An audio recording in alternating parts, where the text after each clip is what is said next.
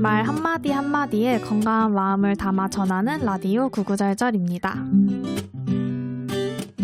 안녕하세요. 세종 FM 98.9MHz 라디오 구구절절의 진행자 세종광역 정신건강복지센터 유리 김창현입니다. 네, 지금 낯선 목소리를 다들 들으셨을 텐데요. 이번 2026년 첫 방송에 저희 구구절절 방송이 좀 작년과 비교해서 새롭게 변화된 점이 있어요. 먼저 저희 세종광역 정신건강복지센터 마음건강팀의 김창현 선생님이 저희 방송에 함께 합류하시게 되었습니다. 김창현 선생님 인사 부탁드리겠습니다. 네, 안녕하세요. 이번 20화부터 구구절절에 함께하게 된 김창현이라고 합니다. 그동안 방송을 이렇게 듣기만 하면서 나도 언젠가 출연하겠지 했는데 올해부터 이 출연이 아니라 좀 진행을 같이 맡게 되어서 정말 큰 영광이기도 하고 되게 긴장도 많이 되고 그러네요. 앞으로 잘 부탁드리겠습니다. 네, 제가 처음 녹음했던 그때가 또 떠오르기도 하는데요. 네, 앞으로 잘 부탁드리도록 하겠습니다. 네. 네, 그리고 저희가 또 변경된 점이 있는데요. 김창현 선생님 한번 소개해 주시겠어요? 네, 저희 구구절절은 기존 방식에서 조금 벗어나서 1부와 2부로 각각 다른 책들을 소개해 드리려고 합니다. 회차마다 큰 주제를 정하고 그 주제에 맞는 책을 선별하는데요. 주로 1부는 문학, 2부는 비문학 서적으로 준비해 보려고 하고 있습니다. 그래서 책은 좀 다양하게 선정하는 만큼 저희가 기존 것보다 좀 더 다채롭게 정신건강에 대해서 이야기를 나눠볼 수 있을 것 같아요. 네. 그래서 문학 서적을 통해서 등장인물들이 어떤 심리적 어려움을 겪고 어떻게 또 어려움을 극복해 나가는지를 살펴보려고 하고요. 비문학 서적을 통해서는 우리의 정신건강을 일상생활에서 어떻게 보살필 수 있는지 구체적인 방법과 지식을 나누어 보려고 합니다. 그러면 이번 주제는 뭔가요, 창현쌤? 이번 주제는 설렘과 불안입니다. 아무래도 2026년 새해가 밝고 이제 봄이 시작되는 3월이 됐는데 3월이면은 다양한 분들이 새로운 시작을 하게 되잖아요. 그죠. 그러니까 학생분들은 뭐 새로운 학급에서 새로운 친구들을 만나게 되고 또 직장인 분들은 이제 새로운 업무를 맡으셔서 이제 새롭게 일을 시작하기도 하고 뭐 이제 봄이 되면은 뭐 꽃도 피고 하니까 뭐 연인끼리 뭐 꽃놀이도 가기도 하고 아니면 가족 단위로 뭐 나들이도 가고 하면서 되게 새로운 시작들이 되는 기간인데 이때 저희가 보통 설렘 또는 어떤 누군가는 불안 이런 감정들을 느끼게 될 것 같아서 저희가 설렘과 불안이라는 감정을 좀 선정하게 되었습니다. 맞아요. 그래서 보통 우리가 첫 시작이라고 하면은 설렘을 많이들 느끼실 것 같아요. 근데 이 설렘을 느끼시는 분들도 계시겠지만 한편으로는 누군가에게 이 새로운 시작이라는 게 불안한 감정으로도 느껴지실 것 같아요. 왜냐하면 저희가 새로운 환경에 처하게 되면은 내가 이 새로운 환경에 잘 적응할 수 있을까? 내가 잘 해낼 수 있을까? 혹은 실수하지 않을까? 아니면 이 새로운 상황이 나한테 위험하지는 않을까? 이런 다양한 걱정들을 많이 하시게 되는 것 같거든요. 창현쌤은 혹시 이렇게 설레거나 불안한 감정을 동시에 느껴본 적 있으신가요? 동시에 느꼈다기보다는 최근에는 좀 불안함? 요거를 많이 느끼는 게 있는 것 같아요. 제가 운전을 요즘에도 좀 하는데 제 차가 좀 오래됐거든요. 지금 08년식이니까 한 18년이 됐어요. 네네. 근데 요즘에 인터넷을 보면은 그 사고 영상 같은 것도 많이 있고, 그죠. 그 한블리 씨. 네, 뭐 그런 거 보면은 되게 순식간에 사고가 막 나잖아요. 맞아요. 그런데 그런 걸 보다 보니까 이게 막 사고가 나지 않을까? 그리고 요즘에 기온이 좀 떨어졌을 때 제가 또 타이어 공기압 센서가 없어가지고 이거 타이어 이거 공기압이 떨어져 있지 않을까 하면서 이제 좀 그 주유를 할 때마다 좀 체크를 하게 되더라고요. 그래서 그런 불안함이 좀 그럴 때 발생을 했던 것 같아요, 최근에는. 그러셨구나. 저는 약간 이런 뭔가 새로운 시작에 대한 불안이랑 설렘에 대한 에피소드가 하나 있는데요.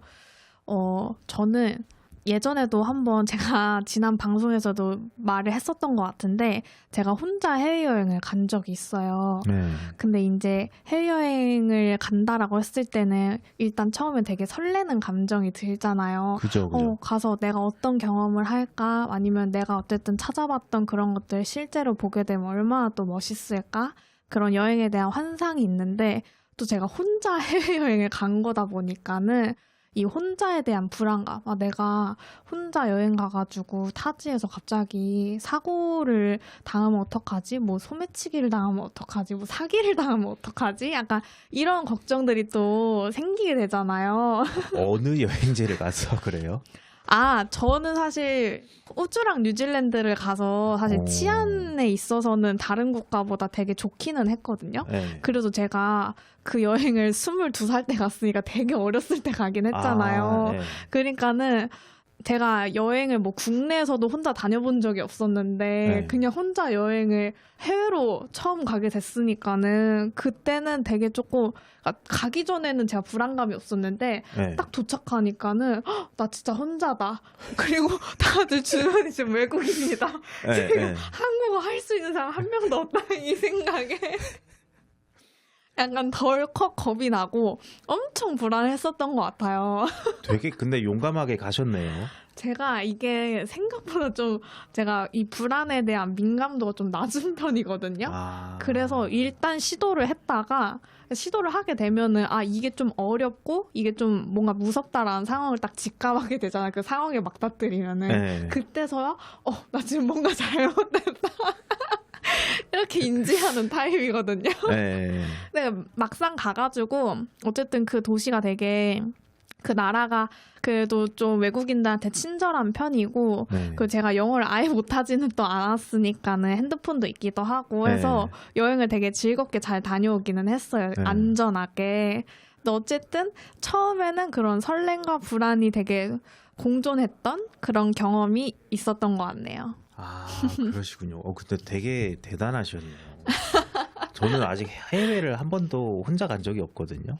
많이들 또 그렇기는 하죠. 혼자 여행 가는 게 쉽지 않은 또 결단이기도 하니까.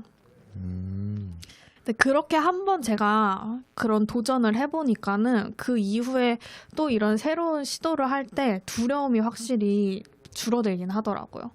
그래서 어떤 새로운 시작을 할 때 이런 경험들이 되게 중요한 것 같아요. 이런 성공 경험들.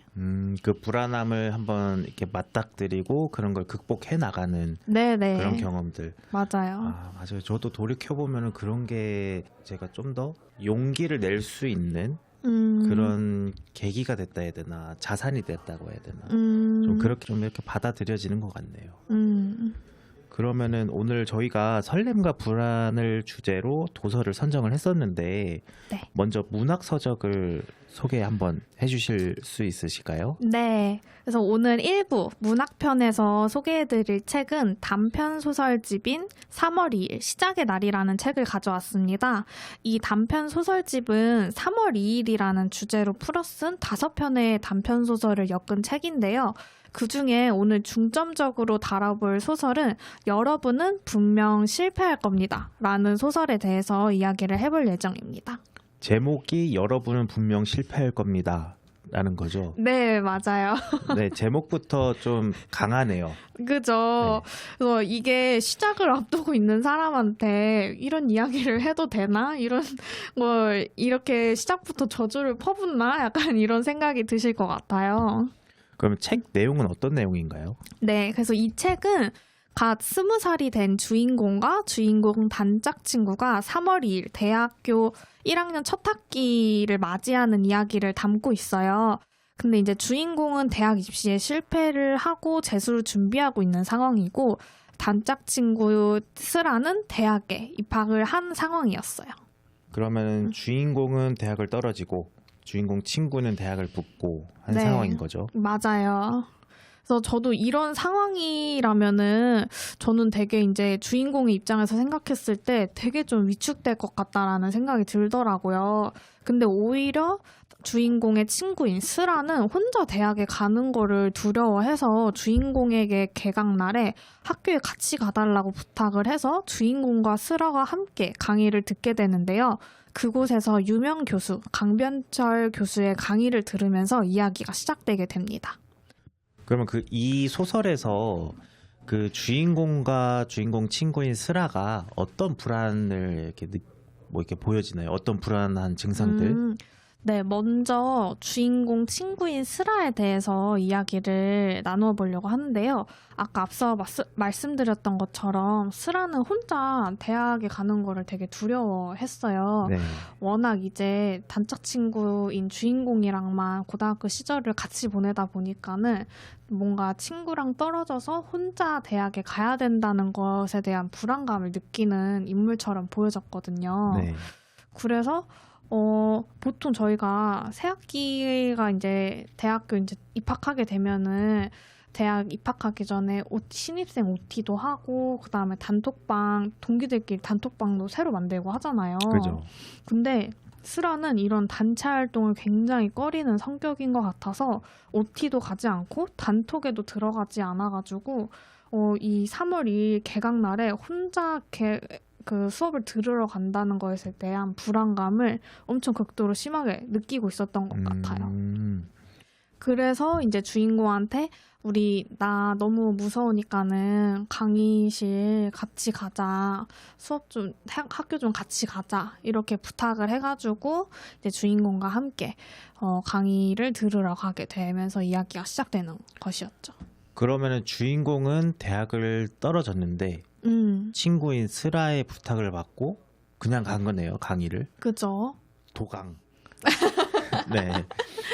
그죠. 도강을 이제 하게 됐는데, 사실 스라의 그런 불안한 행동들이 이런 그 책에 자세하게 나오게 돼요. 약간 보면은 공황 증상, 대표적인 그 공황 증상을 나타내는 걸로 저희가 보여졌거든요. 네네. 강의실에 이제 혼자 가면은 숨이 가빠지고 그 다음에 식은땀이 나는 듯한 그런 불안 증세를 보이고 있어서 아마 이제 스라 같은 경우에는 약간 공황 장애가 있지 않을까라고 저희가 추측해 볼 수 있었던 장면들도 나오고 있었어요. 그러면 그런 것들 되게 불안해가지고 주인공한테 혹시 강의를 같이 들으러 가줄 수 있냐 네네. 이런 식으로 부탁을 해서 그런 상황들을 좀 이렇게 맞이할 때 도움을 받고 그런 모습들이 나타난 거네요. 그죠. 그래서 사실 스라처럼 이렇게 뭔가 새로운 것을 도전하고 새로운 환경에 처했을 때 불안감을 느끼는 분들이 굉장히 많을 것 같아요.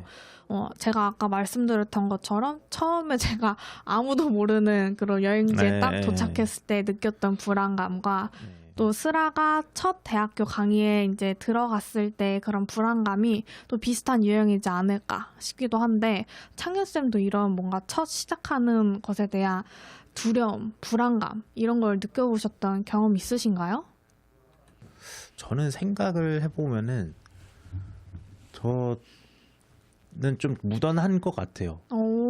이게 저도 선생님이랑 비슷하게 저 대학을 갈 때 그냥 아무 생각 없이 그 근처에만 이렇게 가고 딱 기차에서 내렸는데 나 여기서 어떻게 기숙사까지 가지? 하면서 하는데 그냥 남들 따라가는 거에 옆에 따라가면서 저기 뭐 버스 있나 보다 하면서 따라가면서 했었고 그리고 군대를 갈 때도 그냥 뭐 피할 수도 없고 뭐 사실 두려운 건 좀 있죠. 뭐 긴장되고 두려운 건 있는데 그냥 갔어요. 그냥 가서 시키는 대로 하고. 그렇구나. 네. 엄청 무던한 스타일이시네요. 네, 뭐 이거 피할 수 없으니까 뭐 여기까지 왔으니까 그냥 그 상황에서 그럼 내가 여기서 어떻게 대처를 해야 되나? 어디로 가야 되나? 무슨 행동을 해야 되나? 그거를 그 상황에서 거기에 좀 더 중점을 두고 했던 것 같아요. 엄청 대단하시네요. 약간 저도 엄청 불안감을 느끼는 스타일은 아니긴 하지만 저도 어쨌든 이런 새로운 환경에 처했을 때 불안감을 느끼는 편이거든요. 네. 그래서 지금 생각해 보면은 뭐 초등학교 입학할 때, 뭐 고등학교 입학할 때 이럴 때는 다 어쨌든 뭔가 친구들이 있어서 그렇게 무섭지 않았던 것 같고, 저도 대학교 입학할 때도 심지어 아는 친구가 어떻게 같은 과에 이제 저는 가게 돼가지고, 그러니까 원래 친한 친구는 아니고 건너서 아는 친구였는데 어떻게 그 친구랑 같은 학교 같은 과에 이렇게 가게 돼가지고 네. 그때도 막 대학 입학 때는 큰 불안감은 없었던 것 같아요. 네. 근데 첫 입사 때는 좀 불안했던 것 같아요. 왜냐면 지금 저희 센터요? 그건 노 코멘트 하겠습니다. 네네. 아니 약간 어쨌든 저도 첫 사회생활을 이제 시작하는 그 시점에서 되게 내가 여기서 어떻게 잘 해낼 수 있을까 하고 기존에 있는 선생님들한테 내가 어떻게 대해야 되는지 어쨌든 사회생활을 해본 경험이 없으니까 적다 보니까는 이 회사라는 공간에서 내가 어떤 태도를 보여야 될지 그런 거에 대한 되게 좀 불안감이 있었던 것 같아요. 맞아요. 새로운 환경에 좀 접하게 되면은 새로운 환경을 좀 맞이하게 되면은 좀 불안감이 많이 느껴지기는 하죠. 네.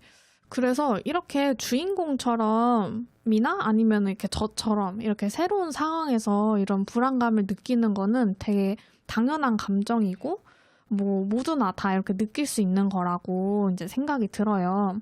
네. 그래서 이 스라 같은 경우에는 어쨌든 이 불안감을 내가 대처하기 위해서 이 주인공이랑 같이 강의실에 가는 방법으로 이 불안감을 대처를 했던 것 같아요. 단순히 네네네. 회피하는 형식이 아니었고요. 네.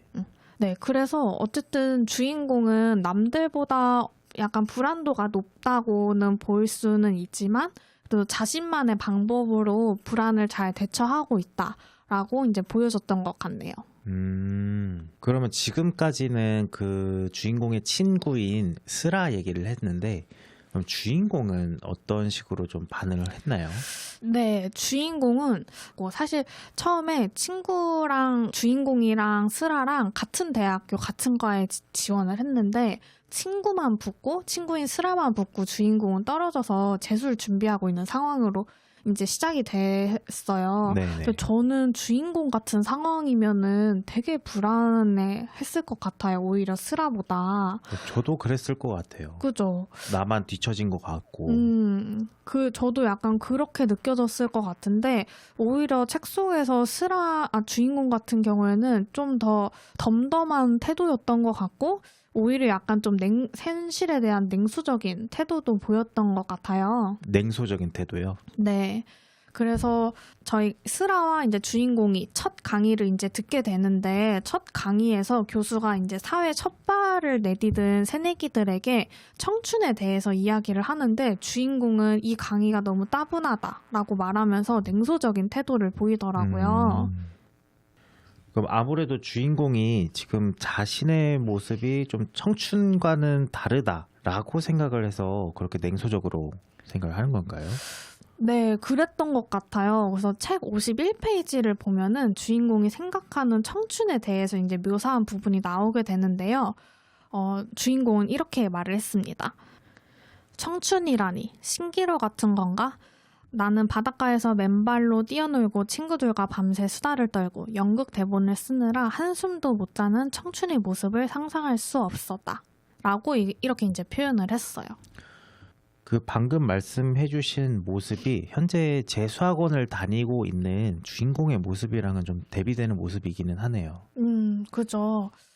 그래서 주인공은 좀 현재 자신의 상태를 사육장에 끌려가는 돼지가 된 기분으로 학원에 간다라고도 표현을 했고 재수를 선택한 게 잘못된 선택이었다라는 말까지도 해요.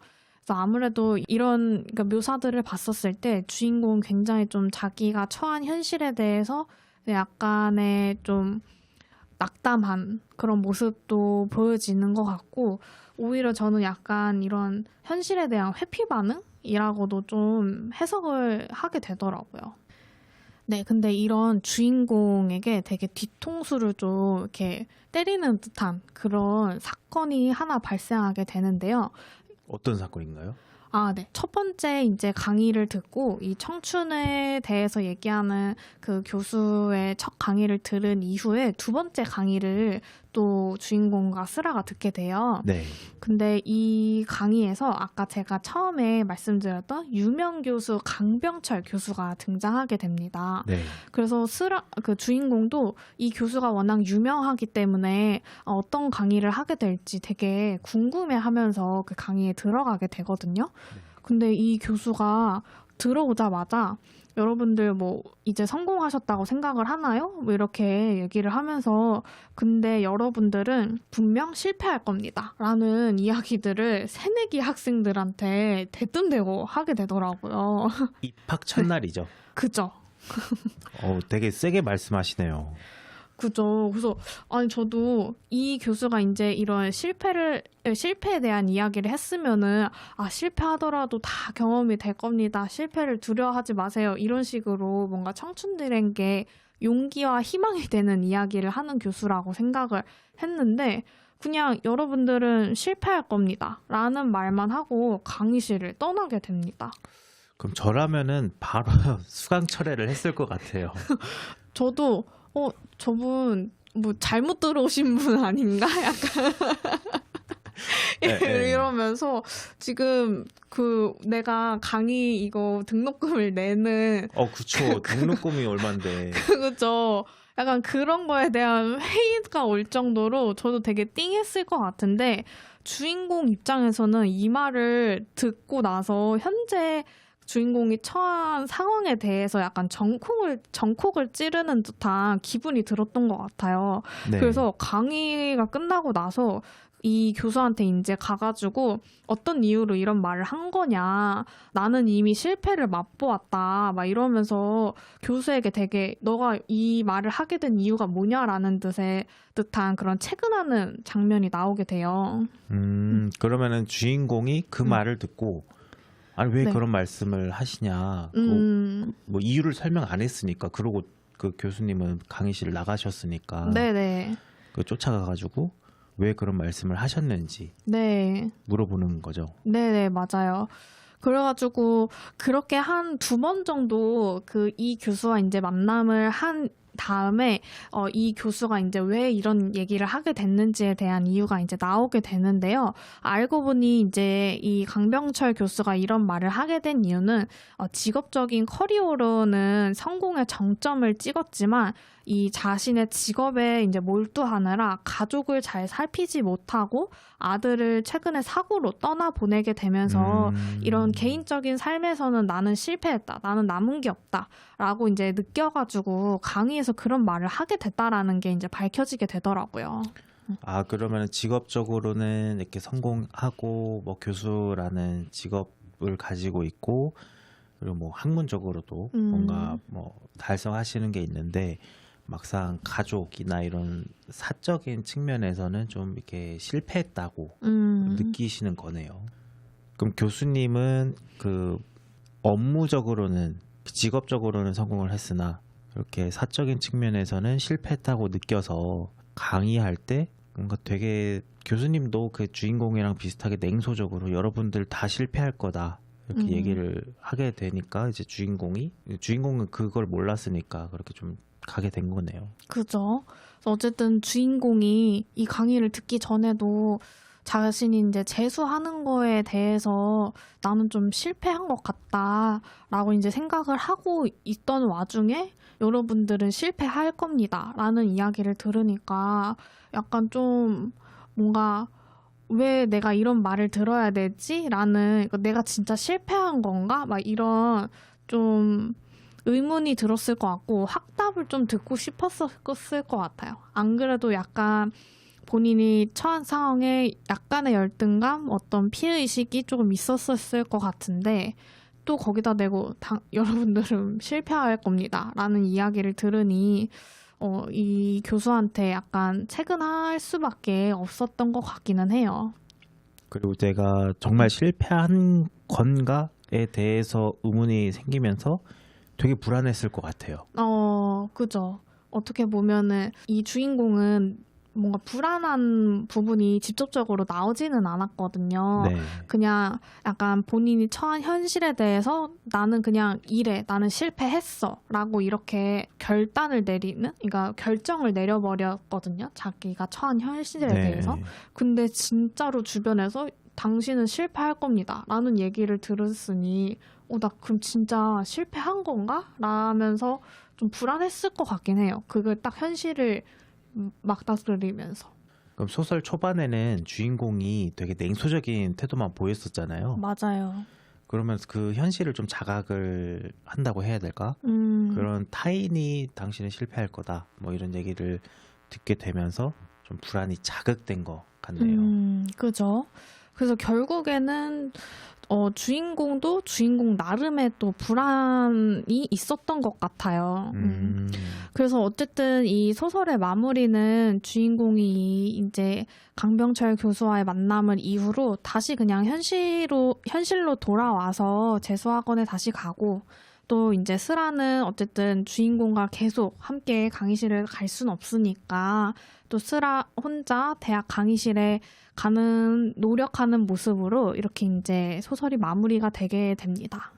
그래서 저는 이 소설을 읽으면서 어떤 새로운 것의 시작을 앞두고 있다면 이 불안감과 두려움은 다들 있잖아요. 네. 그런데 이제 이 불안과 두려움은 내가 실패할까봐에 대한 불안감인 것 같더라고요. 그래서 소설 속 강병철 교수를 보면은 이 주변에서 성공한 삶이라고는 하지만 스스로는 결국 실패한 삶이라고 이렇게 정의하는 것을 보면서 이 실패와 성공의 정의를 하는 것은 내가 어떻게 정의를 내리는지의 나름인 것 같긴 했어요. 스스로가 스스로의 그 결과에 대해서 어떻게 생각을 하는지. 네네. 그래서 뭐 그렇기 때문에 내가 실패하면 어쩌지? 하는 뭐 두려움, 뭐 그 불안, 내가 아니면 실패했어 이런 결과에 대한 두려움을 가지기보다는 좀 과정에서 내가 어떤 것을 배우고 경험할 수 있는지에 대한 초점을 맞춰보는 자세를 가지면은 좀 내가 어떤 것을 새로운 것을 시작할 때에 대한 두려움을 조금 떨쳐낼 수 있지 않을까 이런 생각을 좀 하게 됐던 것 같아요.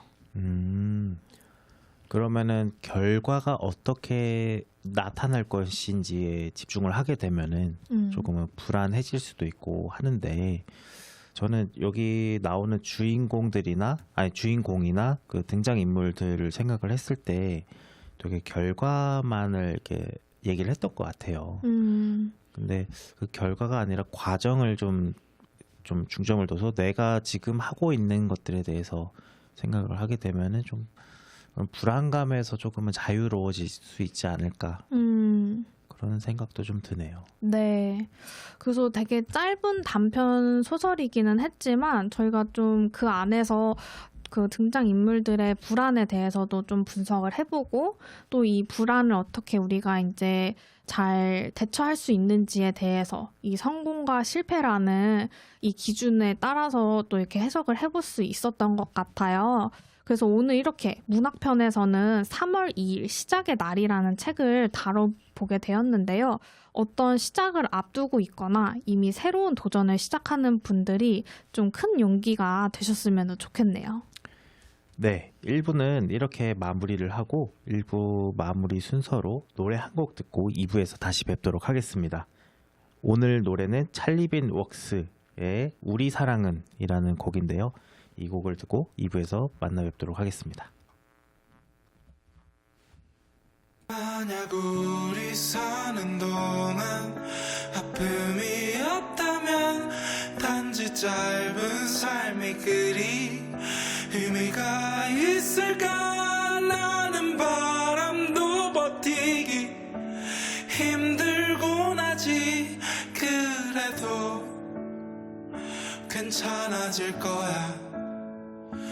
만약 우리 사는 동안 슬픔이 없다면 스쳐가는 80년이 의미가 있을까. 거리를 걷다가 철렁 엎드리곤 해도 그래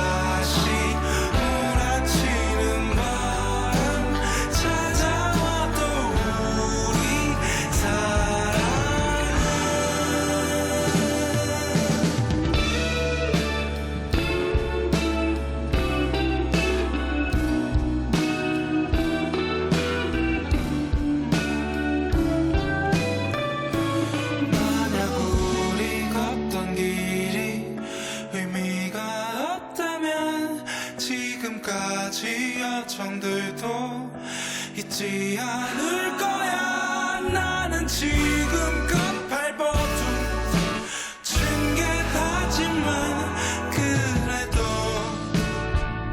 잘 살아왔잖아. 마음들은 전부 소중했던 추억이니 전부 모아 살아갈래. 다시 몰아치는 바람 찾아와도 우리 사랑은 마치 다시 처음부터 돌아간 것처럼 갈피를 잡지 못해 또 울다 가.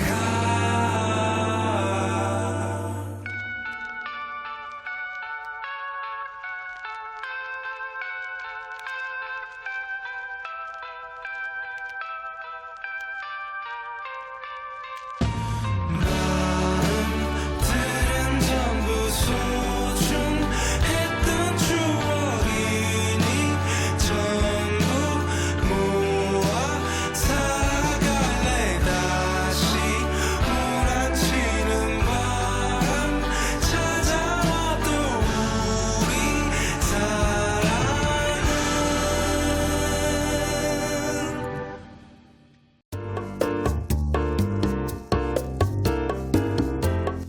안녕하세요. 세종광역정신건강복지센터 김창현입니다.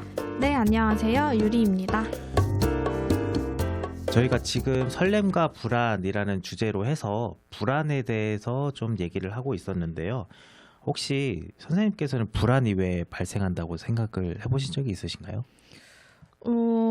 저는 이제 미래에 대한 걱정이 될 때 불안이 이제 많이 드는 것 같아요. 아무래도 이제 어떤 미래가 펼쳐질지 모르니까 안 좋은 일이 혹시 발생하면은 어떡하나. 내가 그럼 이걸 어떻게 상황을 대처해야 되고 내가 혹시 피하지 못하면 어떡할까? 뭐 이런 거에 대한 감정들 때문에 발생하지 않을까요? 네, 맞아요. 그게 미래를 어떻게 대처를 하고 또 안 좋은 일들이 발생할 것 같다라고 할 때 보통 불안이 많이 발생하는 것 같아요. 그리고 요즘에는 뭐 AI가 우리의 직업을 뭐 대체한다라던가 뭐 지금 요즘에는 좀 그 극단적인 기후들이 많이 발생을 하잖아요. 네. 그리고 몇 년 전에는 코로나 이런 질병들에 대한 경각심도 저희가 좀 새롭게 경험하게 되고 그래서 앞으로 뭔가 위협들이 닥칠 것 같다라고 할 때 불안이 많이 발생을 하게 돼요. 네, 그러면은 창윤 쌤은 어떤 문제가 좀 요즘에 가장 불안하다고 생각을 하세요? 저 개인적으로는 좀 재정적인 것들이 많이 걱정이 되는 것 같아요. 요즘에 뭐 물가도 많이 올라가고 부동산 가격도 많이 올라가고 하면서 앞으로 이 재정적인 안정성을 가지려면은 어떻게 해야 될까 이런 고민들도 많이 하게 되고요. 네.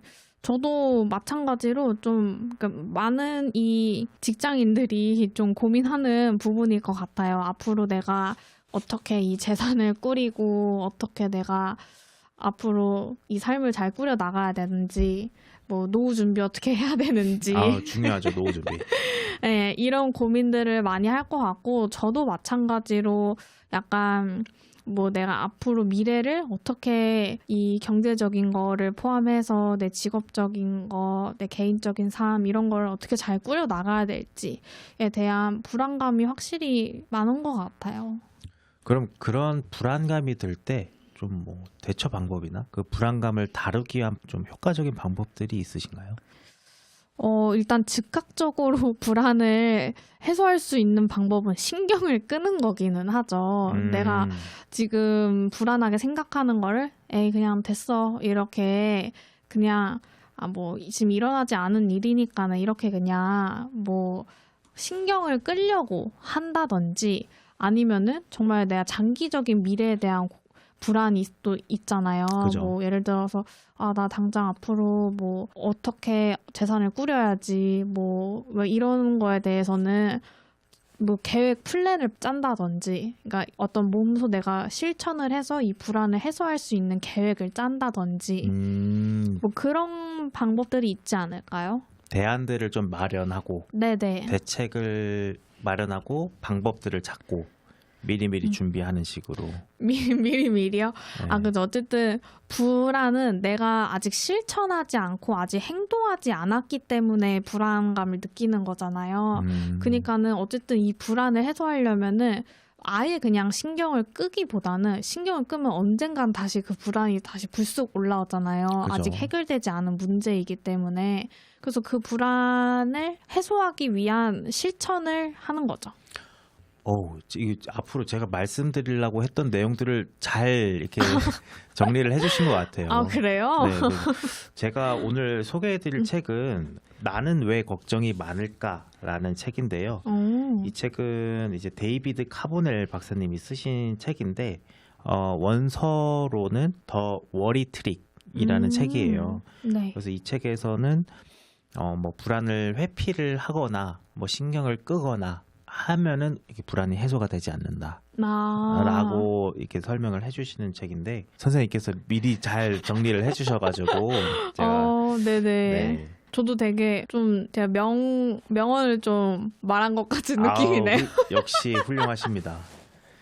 네, 그러면 자세하게 이 책 내용을 소개해드리도록 하겠습니다. 네. 이 책에서는 이제 불안이라는 직접적인 단어보다는 걱정이라고 해서 좀 더 넓은 의미에서 감정, 그 불안하거나 뭐 걱정되거나 하는 것들을 이제 좀 포괄적으로 다루고 있는데요. 이 책에서는 일상생활에서 저희가 느낄 수 있는 그런 감정들을 그 전 단계를 이렇게 설명한다고 보시면 돼요. 불안이 어떻게 발생하는지에 대한 단계를 설명해 주시는 걸까요? 네, 맞습니다. 네. 그래서 오늘 방송을 준비를 하면서 설렘과 불안이었잖아요. 그래서 불안에 대해서만 좀 생각을 했었는데 이 책을 읽다 보니 걱정이라는 것도 하나의 불안의 범주 안에 들어갈 수 있겠다라고 생각이 들었습니다. 그래서 오늘은 이제 우리가 일상에서 불안을 넘어서 그 좀 더 포괄적으로 걱정, 좀 더 빈번하게 느끼고 이야기하는 걱정에 대해서 한번 알려드리도록 하겠습니다. 네. 우선 아까 말씀해 주셨던 게 우리가 언제 어떤 것을 걱정하는가에 대한 건데요. 아주 먼 옛날에 저희 문명이 발달하기 전부터 인류는 부정적으로 미래를 예측을 하면서 생존을 해왔다고 해요. 뭐 예를 들어서 어떤 동굴에 저기 호랑이가 있을까 없을까 요구를 했을 때 호랑이가 있다고 생각하는 집단과 없다고 생각하는 집단이 이렇게 있을 때 네. 어느 집단이 좀 더 생존에 유리했을 것 같나요? 불안을 예측하는 집단이요? 바로 맞히시네요. 그럼요. 맞아요. 그 불안을 예측을 함으로 인해서 위험을 회피를 하기 때문에 그런 집단들이 더 생존에 유리해서 그 불안이라는 것이 생존에 도움이 됐었다. 옛날에는 네. 그런 식으로 얘기를 합니다. 그러면은 불안이나 걱정을 느끼는 것이 어쩌면은 당연하다는 말이겠네요. 맞아요. 그런 불안이 있기 때문에 저희가 생존을 해올 수 있었고 또 그런 위험을 미리미리 대비를 할 수가 있었죠. 그 위험을 이제 느끼게 될 때는 그 뇌의 좀 중심부에 있는 편도체라는 부위가 이제 좀 활성화가 되는데 그 활성화가 되면서 우리가 위험이 정말 현실로 일어날 때 즉각적으로 빠르게 대응할 수 있도록 만든다고 해요. 근데 현대사회에서는 이 편도체가 지금 현대사회는 정보가 굉장히 많잖아요. 네. 그 정보가 좀 과도해지면서 편도체가 좀 과도하게 활성화되면서 불안해하지 않아도 되는 상황에 불안을 느끼게 된다거나 뭐 그런 식으로 불안이 좀 과도해지는 측면이 있죠. 아, 그렇군요. 그러면은 언제 그런 불안을 느끼게 되는 걸까요? 그거는 책의 한 구절을 제가 읽어드릴게요.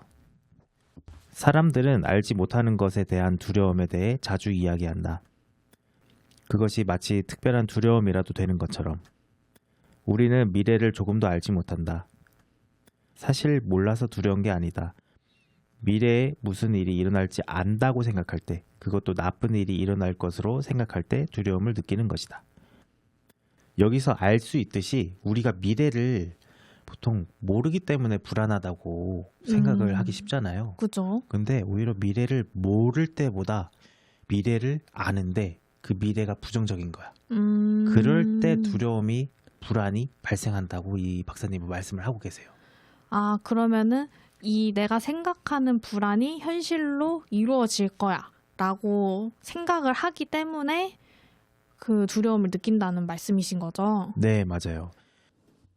그 두려움 때문에 우리가 미래의 그 부정적인 미래를 대비하게 되는 동기가 되고, 그리고 그 결과적으로는 미래에 부정적인 일이 벌어나지 않을 것이라는 확신을 얻고 싶어서 계속 그렇게 불안한 감정이 들고 미래를 좀 대비하려고 하고 위험을 회피하려고 하고 그렇게 되는 거죠. 그래서 데이비드 카보넬 박사님은 불안은 불편한 것이지 위험한 것이 아니다. 결과적으로는 이제 머릿속에서 일어나는 그런 불편감이지 현실적으로 벌어나는 위험한 것이 아니다 라고 말씀을 하십니다. 그죠. 저도 이 말이 굉장히 뭔가 와닿는 말인 것 같더라고요.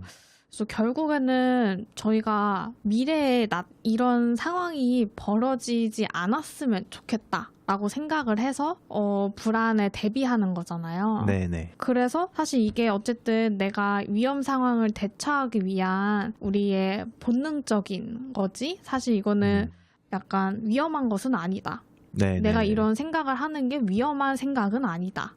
라고 이제 말씀을 해주시는 거죠. 네네, 맞아요. 그리고 이 책에서 제가 감명 깊었던 부분이 또 있는데요. 요즘 SNS를 보면서 내가 좀 잘못 살고 있는 게 아닌가. 남들과 비교를 하면서 또 불안감을 많이 느끼잖아요. 이 책에서는 타인의 이제 외면과 나의 내면, 요거를 비교하게 되면서 또 불안을 더 이제 가중시킨다고 이런 식으로 말씀을 하시거든요. 아무래도 약간 인간이 어쨌든 사회적인 동물이잖아요. 네. 그러다 보니까는 남들과 내가 다르게 살고 있다라는 것에 대해서 되게 큰 위기감을 느낄 그죠. 수도 있을 것 같아요.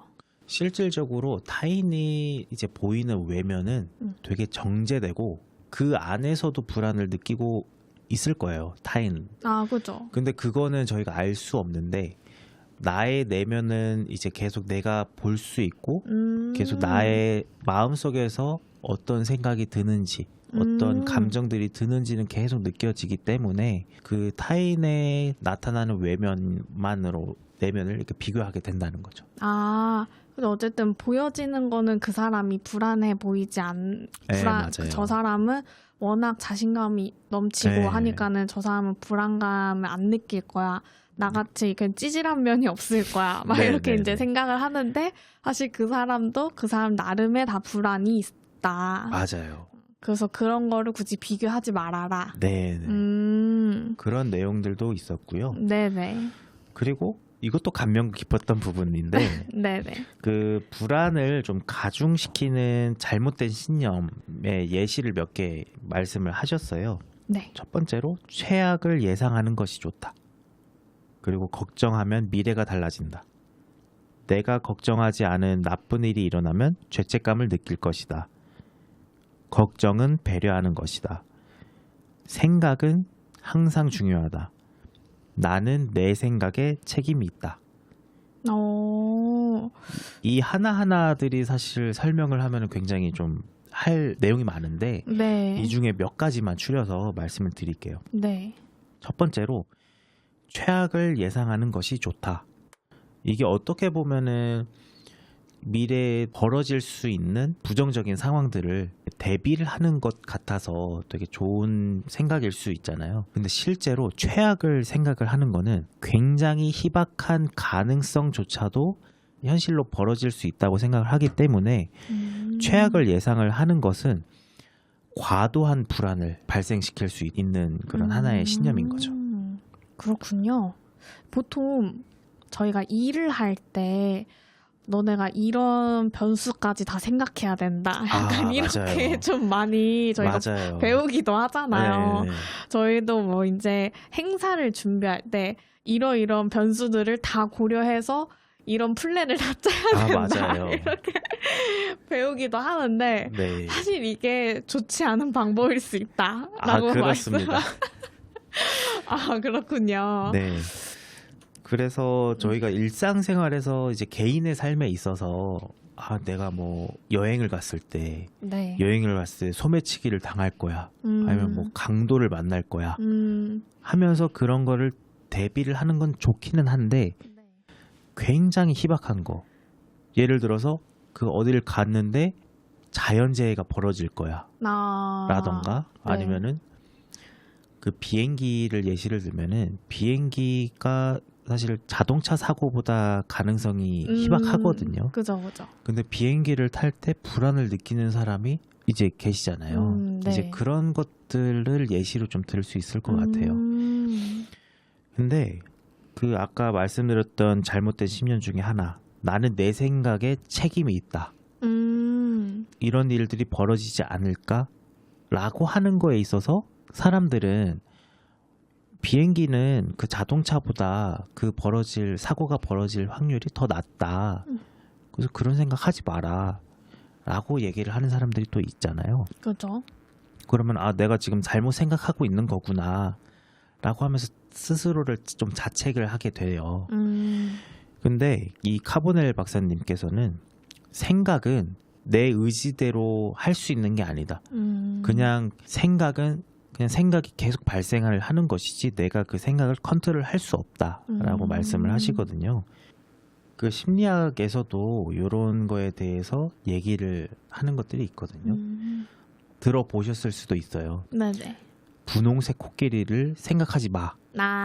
네네네. 라고 하면 지금 듣고 계시는 분들은 다 분홍색 코끼리를 생각을 하실 거거든요. 네. 이처럼 이 생각은 우리가 하고 싶어서 하는 것도 아니고 하기 싫다고 해서 또 막을 수도 없는 거라서 그래서 이 카보넬 박사님이 예시로 들어주신 나는 내 생각에 책임이 있다 라는 것도 잘못된 신념으로 저희가 얘기를 할 수가 있을 것 같아요. 결국에는 내가 떠오르는 생각에 너무 지배되지 마라.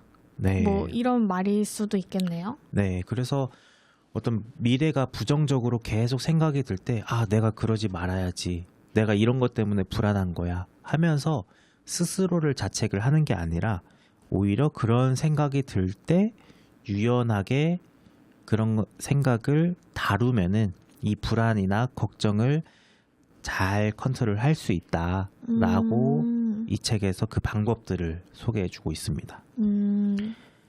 어떤 방법들을 소개시켜주고 계신 건가요? 첫 번째로는 그런 불안하거나 걱정들이 발생을 할 때 이거를 회피하려고 하거나 아니면 막으려고 하거나 하지 말고 오히려 그거를 긍정하고 그냥 유머로 승화를 하라고 이렇게 말씀을 하세요. 어떤 걱정이 들면은 이 걱정이 또 드네 하면서 그냥 그 생각을 그대로 받아들이고 카보넬 박사님은 노래로 만들거나 뭐 시를 쓰고 시로 뭐 이렇게 하거나 뭐 이런 식으로 말씀을 하시더라고요. 이건 좀 실천하기 어려울 것 같긴 한데요. 네, 조금은 좀 낯선 방법이기는 한데 또 두 번째 방법으로는 네. 우리가 일부에서 스라가 자신이 이제 불안한 것을 주인공한테 얘기를 하고 지지를 받잖아요. 네네. 그것처럼 믿을 수 있는 주변 사람에게 나의 불안을 얘기를 하라고 하더라고요.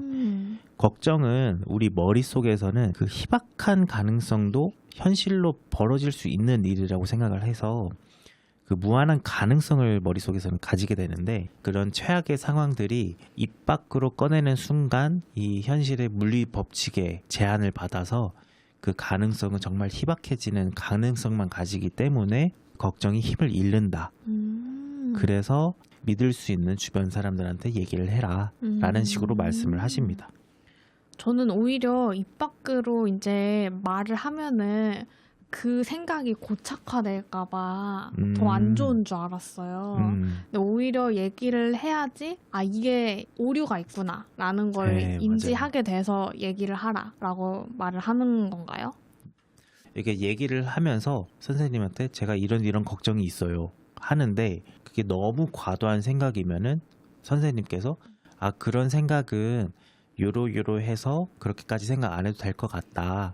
뭐 이런 식으로 얘기를 할 수도 있고 네네. 아니면은 그 불안한 증상에 대해서 표현을 했을 때 지금 불안했으니까 선생님께서 저를 뭐 배려해 주실 수도 있고 그거는 이제 뭐 다양하게 뭐 상황에 따라서 맥락에 따라서 좀 다양하게 나타날 수 있을 것 같아요.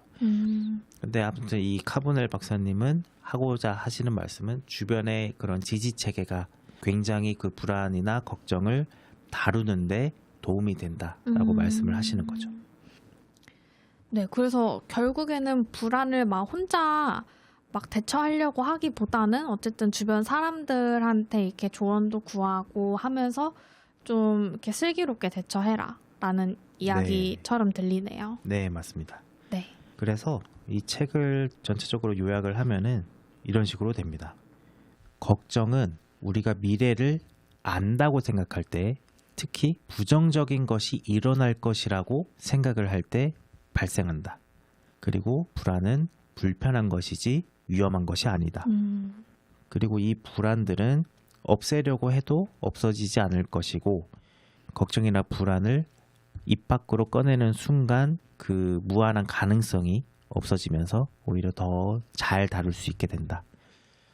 그리고 이런 것들을 회피하지 않고 뭐 유머로서 노래를 부르면서 이렇게 유머로 승화를 하면은 도움이 된다라고 합니다.